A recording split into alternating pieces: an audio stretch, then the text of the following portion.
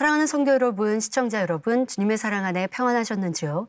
오늘은 의를 위하여 핍박받는 자라는 주제로 함께 은혜를 나누고자 합니다. 우리가 지금 누리고 있는 평안과 자유도 의를 위해 핍박을 마다하지 않는 누군가의 헌신으로 주어진 것들이지요. 다른 나라의 속국으로 있을 때 어떠한 핍박에도 나라를 위해 자신의 생명을 걸고 독립을 외치며 헌신한 사람들이 있었기에 나라를 도로 찾을 수 있었던 것을 봅니다. 뿐만 아니라 여러 나라들이 지금의 민주주의 국가로 이루어지기까지 절대 왕권이나 독재에 대항한 투쟁의 과정이 있었습니다. 지금도 세계 곳곳에서 목숨을 건 민주화 운동이 일어나고 있지요. 이렇게 옳은 것을 위해 자신에게 오는 불이익이나 희생을 두려워하지 않는 사람들이 있습니다. 이런 모습은 성경상에도 찾아볼 수 있는데요. 12제자뿐 아니라 사도 바울, 초대교회 성도들 이 외에도 교회사의 흐름 속에서 예수 그리스도를 믿었던 많은 사람들이 믿음으로 인해 핍박받거나 순교하는 일들이 있었습니다. 그렇다면 이러한 의문점을 가지는 분도 있을 것입니다.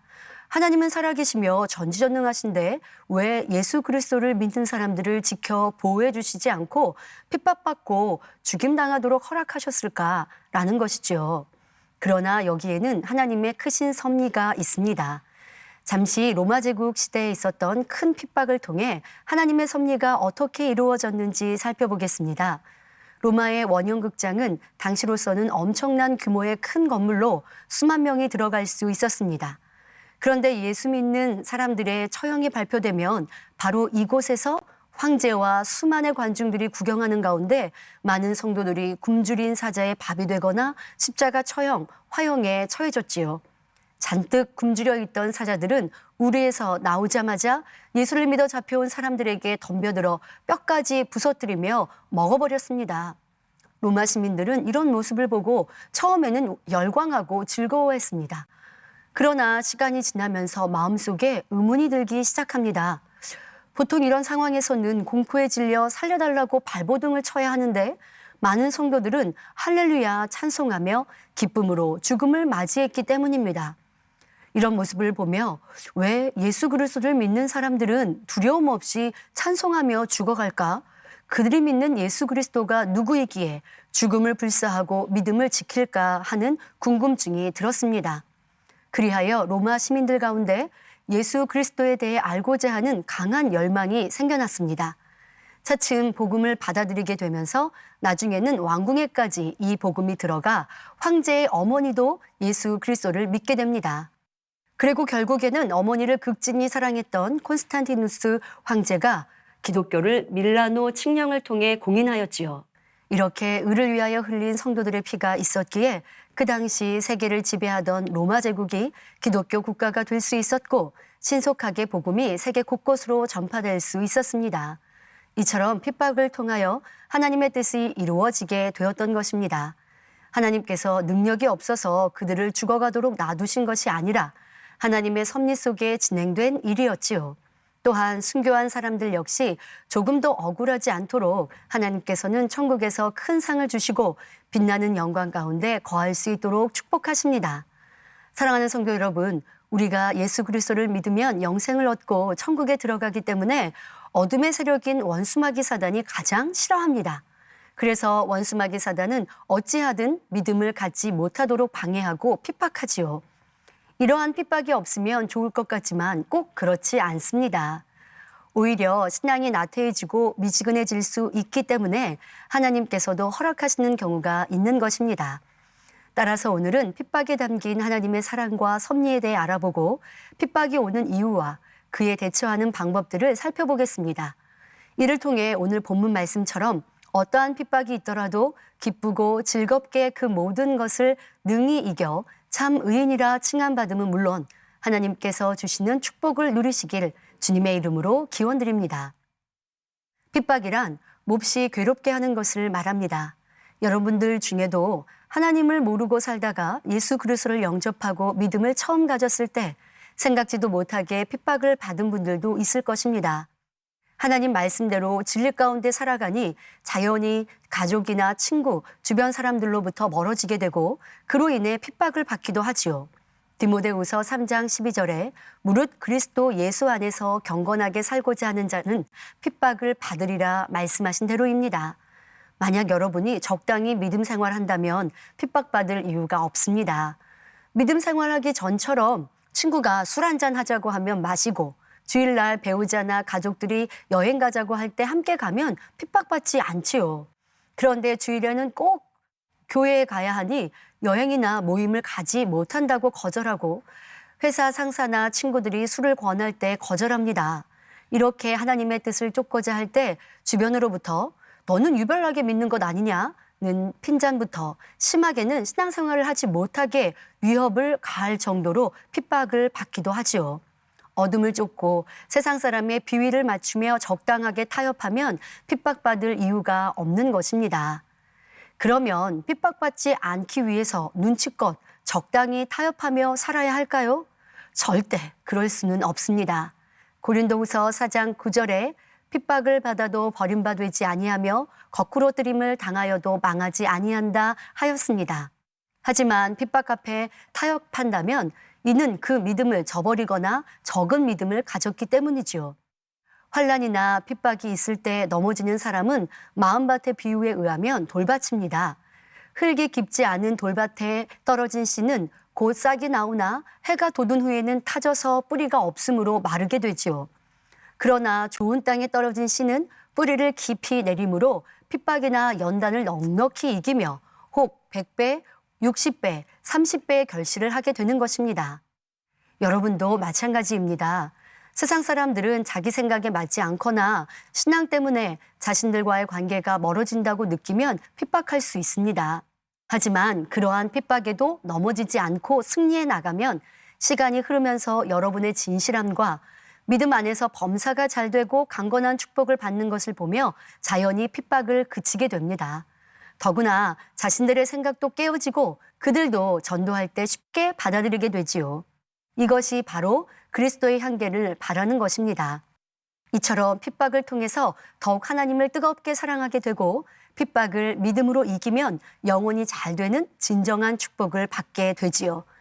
원수마귀가 믿음을 가지지 못하도록 방해해도 내가 어둠과 타협하지만 않으면 반드시 빛은 승리하게 되어 있는 것입니다.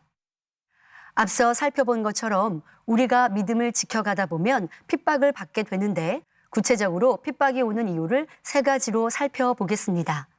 첫째, 하나님의 일을 이루어 나갈 때 시기나 질투로 인해 오는 핍박이 있습니다. 어떤 사람이 하나님 일을 열심히 충성해 가니 사람들로부터 인정받고 사랑받습니다. 그럴 때 주변 사람 중 시기하는 마음이 있으면 잘 되는 사람을 보고 자기 생각에 맞추어 왜곡하여 나쁘게 소문을 퍼뜨리거나 악을 행하기도 합니다. 교회들도 그런 모습을 봅니다. 어떤 교회가 사역을 활발히 하고 하나님의 권능과 기사가 나타나니 부흥해 갑니다. 그러니 시기 질투하는 사람들은 거짓 소문을 퍼뜨리고 이상한 교회로 매도해 가지요. 그런데 이런 거짓말에 대해 사실 확인도 하지 않고 그저 소문을 듣고는 그런가 생각하며 동조하고 수군거리는 사람들도 많이 있습니다. 이렇게 쉽게 나쁜 사람, 나쁜 교회로 판단 정죄해버리지요. 하지만 판단 정죄는 하나님 앞에 큰 죄가 됨을 알아야 합니다. 야고보서 4장 11절부터 12절에 형제들아 피차에 비방하지 말라. 형제를 비방하는 자나 형제를 판단하는 자는 곧 율법을 비방하고 율법을 판단하는 것이라. 내가 만일 율법을 판단하면 율법의 준행자가 아니요 재판자로다. 입법자와 재판자는 오직 하나이시니 능히 구원하기도 하시며 멸하기도 하시느니라. 너는 누구간데 이웃을 판단하느냐 하셨습니다. 그러니 선한 사람은 다른 사람을 헐뜯는 말을 한다거나 판단 정죄하지 않습니다. 시기와 질투와 같은 마음의 악으로 인해 그런 모습이 나오기 때문이지요. 예수님 당시에도 그러했습니다. 예수님께서 권세 있는 말씀과 함께 놀라운 기사와 표적을 행하시며 가난하고 병든 자를 고치시니 무수한 사람들이 예수님을 쫓았습니다.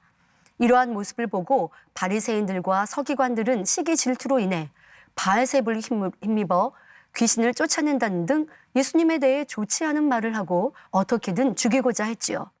이렇게 예수님도 애매히 핍박도 받고 생명의 위협을 당하셨습니다. 그러나 선한 사람들은 악한 자의 말에 귀를 기울인 것이 아니라 예수님의 말씀과 행하심, 그 열매를 보고 들으며 따랐지요. 결국 예수님께서 십자가 처형을 당하셨지만 아무 죄가 없으셨기에 부활 승천하셨습니다. 이후에도 이러한 주님의 부활 승천을 알리며 하나님의 나라가 확장되는 곳마다 원수마귀 사단은 시기 질투하는 사람들의 마음을 주관하여 핍박하게 만듭니다. 그러면 이러한 핍박을 받을 때 어떻게 대처해야 할까요? 예수님께서는 마태복음 5장 44절에 너희 원수를 사랑하며 너희를 핍박하는 자를 위하여 기도하라고 알려주셨습니다. 예수님도 자신을 욕하며 십자가에 못 박는 사람들을 위하여 아버지여 저희를 사하여 주옵소서 자기의 하는 것을 알지 못함이니이다 기도하시며 그 본을 보여주셨습니다. 주님을 닮아가고자 하는 우리도 그렇게 행해야 하지요. 누가 여러분들을 핍박할 때 그들을 위해서 사랑으로 기도해주고 축복해줄 수 있어야겠습니다. 이렇게 함에 있어 슬퍼하고 괴로워하며 억지로 하는 것이 아니라 오직 하나님 뜻대로 맡기며 기쁨과 감사로 변함없이 충성해야 하지요. 여기에 더한 선과 사랑은 나를 핍박하며 악을 행하는 자들이라도 회개하여 천국에 이를 수 있도록 중보하는 애통의 기도입니다. 이처럼 의를 지키고 선 가운데 행하면 결국은 하나님께서 아름답게 합력해 선을 이루어 역사해 주시는 것을 볼 수 있습니다.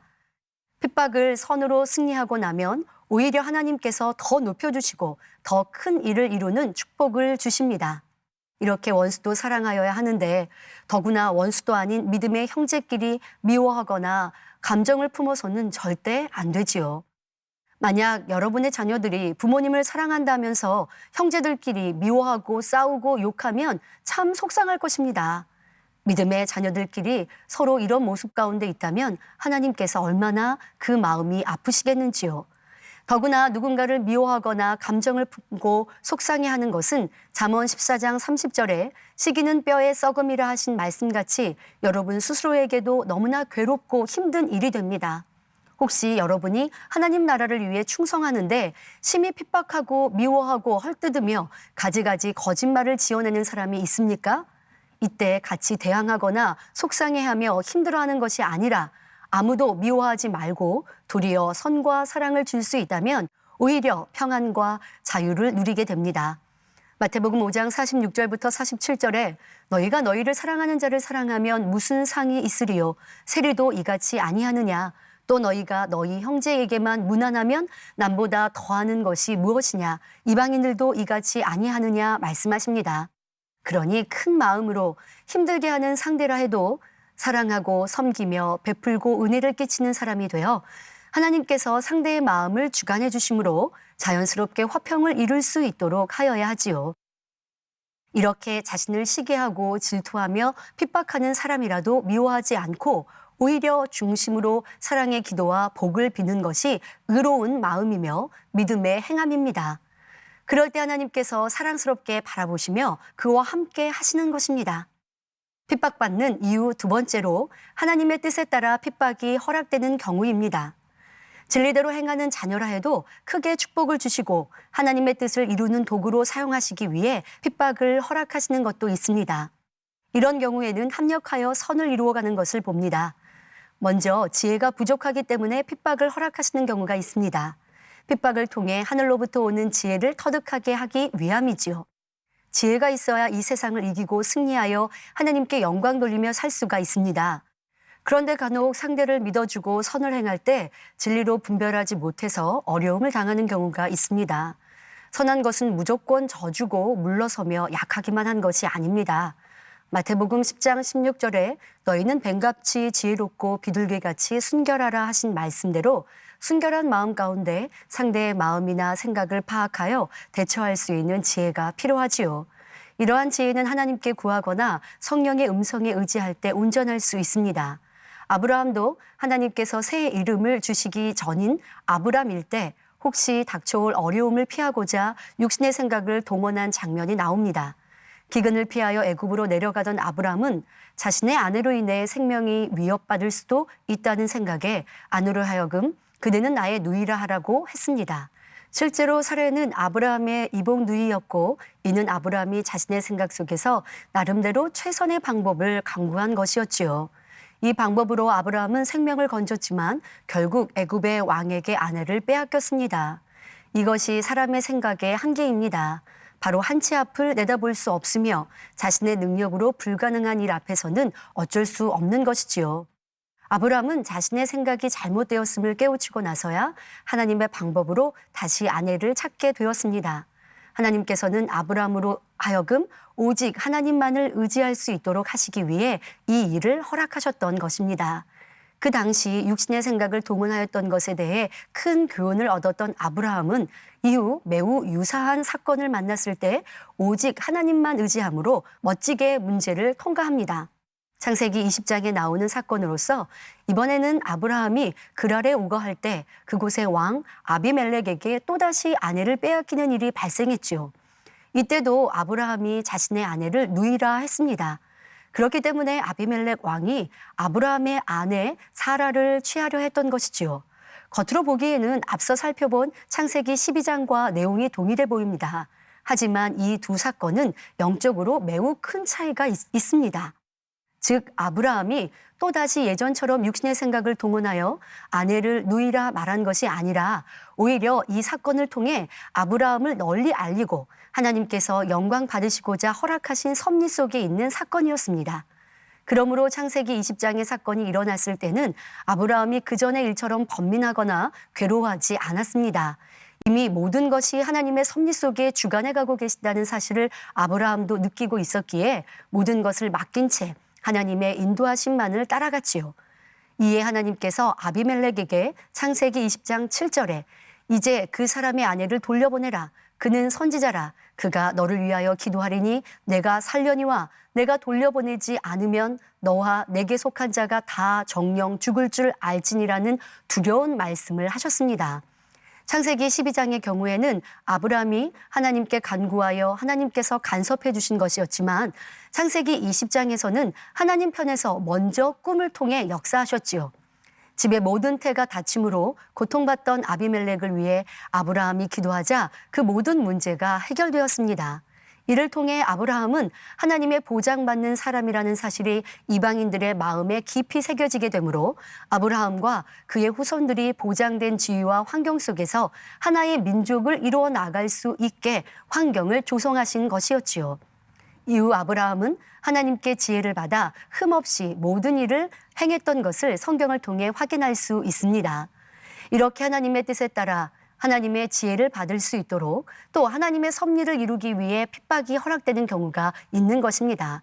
세상 사람들은 악한 꾀를 동원하여 사업을 하는데 믿는 사람들은 그럴 수 없기 때문에 불리하다고 생각하는 사람도 있습니다. 그러나 결코 그렇지 않지요. 하나님께서 주시는 선의 지혜를 받으면 세상적인 지혜, 악한 지혜를 앞설 수 있는 것입니다. 또한 사람들의 속성을 파악하여 행할 수 있기 때문에 아브라함처럼 아무 흠없이 일을 처리할 수 있는 지혜를 받을 수 있고 하나님은 우리가 알 수 없는 앞일에 대해서도 다 아시기에 사람의 어떤 지혜로도 할 수 없는 것을 능히 이루시지요. 따라서 어떠한 핍박에도 나의 육신의 생각을 동원하지 말고 오직 하나님만 의지하여 나갈 때 합력하여 선을 이루어 주신다는 것을 명심해야겠습니다. 또 하나님께서 허락하신 핍박 중엔 큰 그릇을 만들어 축복 주시기 위해서 허락하시기도 합니다. 예를 들어 다윗이 사울 왕에게 핍박을 받도록 허락하신 것은 바로 그 과정을 통해 큰 그릇을 만들기 위해서였습니다. 장차 사랑과 덕이 많은 왕이 되어 백성을 잘 다스리며 나아가 이스라엘을 반석에 세우는 훌륭한 왕으로 다듬기 위해서 핍박을 허락하신 것입니다. 운동선수가 챔피언이 되기까지 혹독한 훈련을 받는 것과 같이 하나님께서도 여러분이 간구하고 기도하는 것에 응답하기 위해 합당한 큰 그릇을 만드는 연단을 하십니다.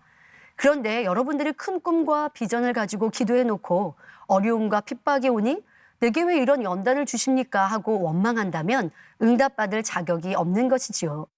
자신이 하나님 앞에 죄를 짓거나 악을 행한 것이 없이 진리대로 행하였는데 어려움이 오거나 응답이 더디다면 오직 기뻐하고 범사에 감사하며 쉬지 말고 기도함으로 하나님의 뜻을 찾아 행하십시오. 그러면 결과는 반드시 기도하는 대로 응답되고 꿈과 비전이 이루어집니다. 또한 하나님께서 허락하신 핍박 중엔 하나님의 특별한 뜻, 섭리를 이루기 위해서 허락하시는 경우가 있습니다. 이는 앞서 살펴본 창세기 20장의 사건처럼 오히려 핍박을 통해 아브라함을 높이시고 이스라엘을 하나의 민족으로 세울 수 있는 섭리를 이루신 것과 같습니다. 초대교회 예루살렘 교회도 마찬가지였습니다. 예루살렘에 모여있던 성도들이 심한 핍박으로 인해 사도 외에 모든 성도들이 유대와 사마리아 전역으로 흩어졌기 때문에 복음이 널리 전파될 수 있었던 것입니다. 세례 요한도 열심히 주의 길을 예비하는 외치는 자의 길을 감당하였고 자기 때가 다 된 것을 알았기에 의를 위해서 순교당하기를 원했습니다. 즉 예수님께서 오셔서 본격적으로 사역하실 수 있도록 자신이 물러나기를 원했지요. 그것이 하나님의 뜻이었기에 허락하신 것이었습니다. 예수님의 제자 사도 요한도 끓는 기름 가마에 던져지는 죽음의 핍박을 당하였습니다. 하지만 하나님께서 그를 통해서 계시록을 기록하기 위한 뜻이 있으셨기에 다른 제자들과 달리 순교당하지 않고 반모섬으로 유배해 보내집니다. 이러한 핍박을 통해 인적이 드문 섬에서 요한은 하나님과 깊은 교통을 할 수 있었고 하나님의 계시를 받아 요한계시록을 기록할 수 있었지요. 이렇게 의인들이 받는 핍박 중엔 하나님의 계획하심 속에 그 뜻을 이루어가는 것을 볼 수 있습니다. 그러므로 핍박을 잘 승리해 나가면 더 훌륭하고 축복받는 그릇이 되고 더 크게 하나님의 뜻을 이룰 수 있는 것입니다.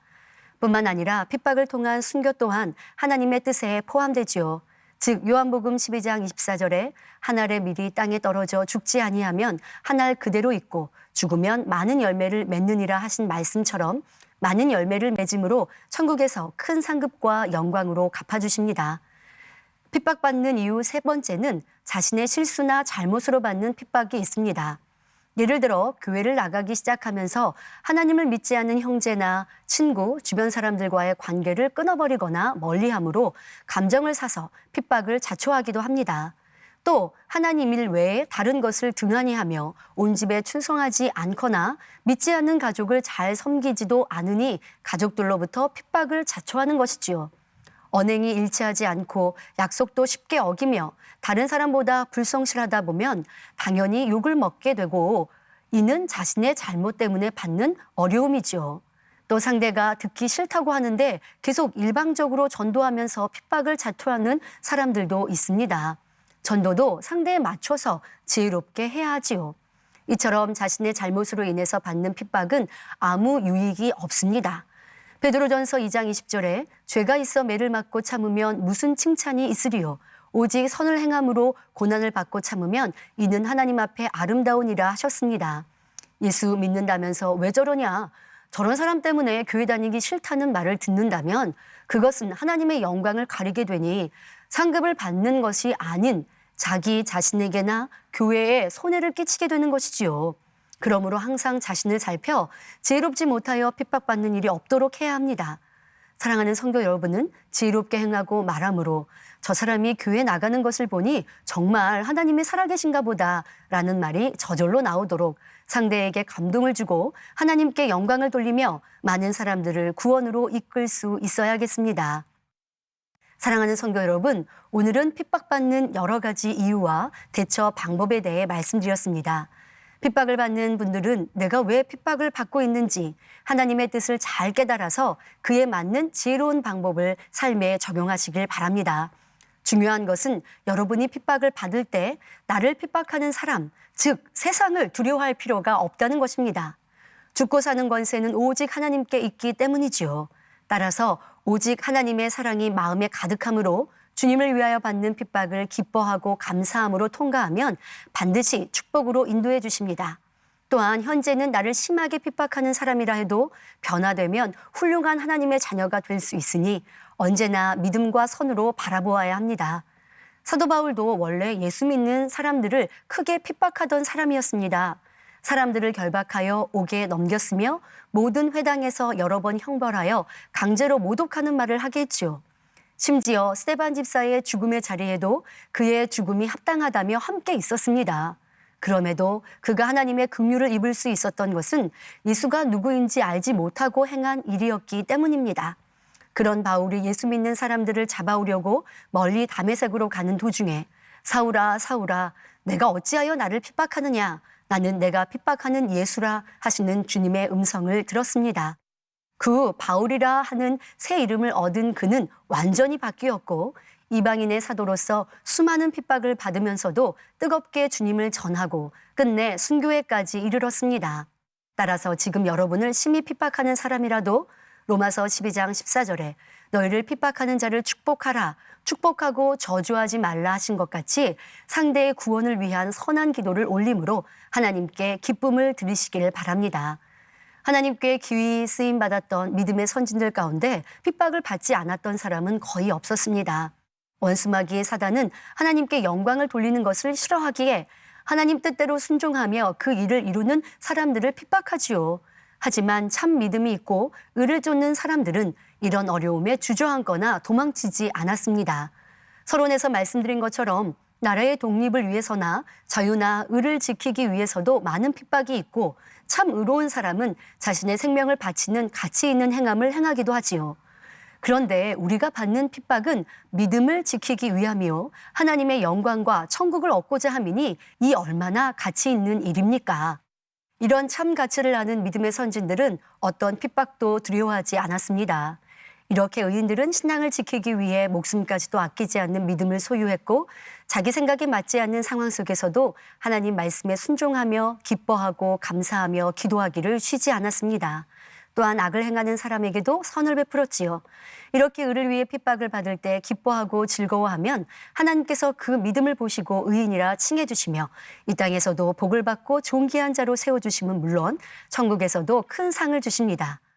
혹 자신의 잘못으로 핍박이 왔다면 회개하고 돌이켜 빛 가운데 행하며 부족한 부분을 변화시키면 핍박은 물러갑니다. 또한 하나님께서 축복 주시기 위해 연단하시거나 큰 그릇 만들기 위해 주시는 핍박이라면 이 역시 감사와 기쁨으로 원하시는 모습으로 이루어갈 때 반드시 영광과 축복으로 열매 맺게 해주십니다. 앞서 말씀드린 사도 바울은 그 누구보다도 많은 핍박을 받았지만 로마서 8장 35절부터 37절에 다음과 같이 고백하였습니다. 누가 우리를 그리스도의 사랑에서 끊으리요? 환난이나 공고나 핍박이나 기근이나 적신이나 위험이나 칼이랴. 기록된 바 우리가 종일 주를 위하여 죽임을 당케 되며 도살할 양같이 여김을 받았나이다 함과 같으니라. 그러나 이 모든 일에 우리를 사랑하시는 이로 말미암아 우리가 넉넉히 이기느니라 고백합니다. 이러한 사도 바울의 고백이 바로 여러분의 고백이 되며 항상 믿음으로 승리하는 삶을 영위하시기를 주님의 이름으로 기원드립니다. 말씀 참고하시며 함께 기도하시겠습니다. 좋으신 아버지 하나님, 오늘은 의인으로서 어떠한 핍박이라도 믿음으로 기쁨으로 감사로 승리하는 모습을 살펴보았습니다. 또한 우리의 부족함으로 때로는 연단도 핍박도 온다 할지라도 그러나 우리가 돌이켜 빛 가운데 거하면 그 핍박이 도리어 승리로 응답으로 영광으로 바뀐다 말씀을 드렸습니다. 나의 핍박은 어떤 것으로 어떠한 문제로 왔는가를 살피게 하여 주옵시며 내가 빛 가운데 진리 가운데 거하며 아버지의 뜻에 따라 핍박을 받는 것은 더 기쁨과 감사함으로 넉넉히 이기는 복된 성도님들 되게 하여 주옵소서. 핍박을 믿음으로 승리하여 참된 의인으로 칭함받는 모든 성도님들 되게 하여 주옵소서. 감사하옵고 우리 주 예수 그리스도의 이름으로 기도하옵나이다. 아멘.